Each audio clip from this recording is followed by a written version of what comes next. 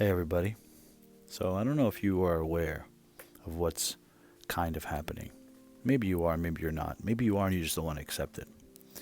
But you're going to have to accept it because that's why people like myself and others like me are here. You see, I didn't ask to be here the way I am, I didn't even know that I was going to. And they say different things about what it is spiritual awakening, light workers, star seeds, whatever it is you want to call it.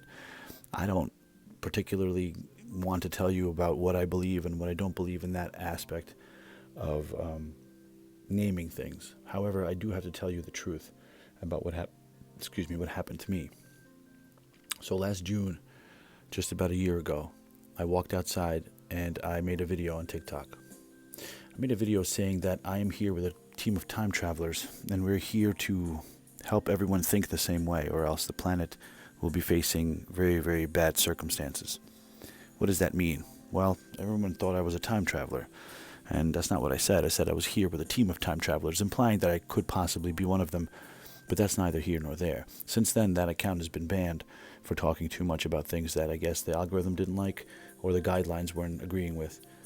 But in about 2 weeks, I gained all of the followers I had back and then some, so thank you for that. You see, I believe that no matter what is going to try to stop me, as long as I continue the mission that I think is my mission, it's going to go pretty smoothly and accelerate exponentially. Now, this is what it is. The reason I made the video is not because I want clout, not because I want likes, attention, or anything like that. Partially it was because I was bored, and partially is because I do have some information that I think people, especially younger than me, would like to know. And sure enough, there are thousands and thousands of people that do want to know more and more and more. And the more I talk, the more they listen. And it's funny because they're very selective in what they want to hear. You have to present your information in an interesting fashion and captivate their attention in the first 3 seconds. However, after, you could tell them whatever you'd feel. Now, things about my life, they don't really give a shit about. Things about like music, things like that, no. They want to know about mysterious shit. Everyone does. I want to see what's not there. But do you? Are you sure?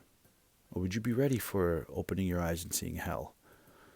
And you're being in it. You'd want to come back to the simulation, but you would be able to. You see, I believe that everything that's about to happen has already happened. And anything that we're going to face soon has already happened. And the only reason this is happening now again, and we're not sure if it's happening again or for the first time, is because the people controlling, or the things controlling this whole enchilada, are trying to figure out how it happened and try to prevent it.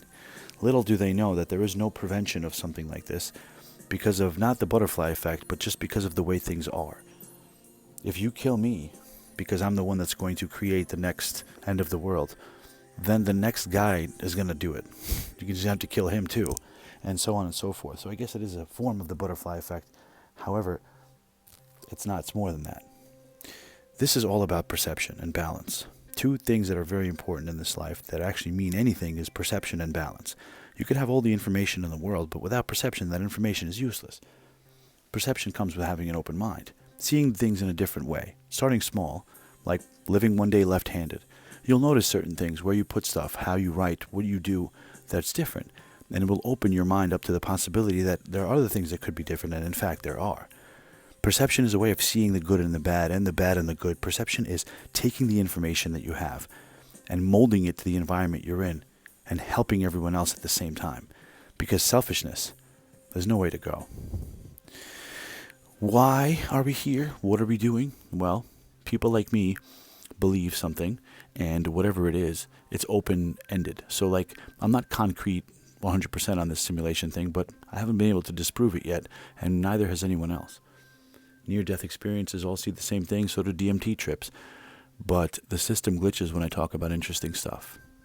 But it's interesting that it doesn't glitch when I talk about stuff that it so quote-unquote like needs to hear. So if you need to hear the message, the system won't glitch. But if I'm telling you too much, then it will. And that'll distract me from my message. The message shouldn't be too scary because I'm not here to scare people, but I am here to tell them that there is more to life than they think. For instance, the spectrum of light. What is the spectrum of light? We could only see a portion of it, like a little bit. So anything like that's infrared we can't see unless we have infrared goggles or cameras. That's a good example of what I'm talking about. Now, there's other entities around us all the time. They're not in the multiverse theory, although that's probably it too. It's realities stacked on top of each other. So there could be a whole different reality living in a spectrum of light that's not infrared, but something else that we can't perceive even with goggles right in front of us. Sometimes they connect, interact, collide, if you will. And those would be ghosts, spirits, anomalies, deja vu, things falling without explanation, something telling you to grab the umbrella and then you going out and then it raining. What is that something that told you? Your future self, perhaps. Perhaps it was your grandmother's ghost.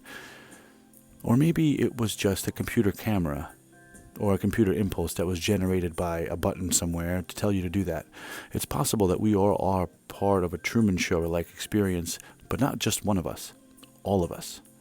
And there's so many people watching that each one of us has a life that's interesting. Because everyone is interested in something, no? Somebody would be interested in somebody sitting around all day not doing shit. People are interested in rocks. Some are birds. Think about it.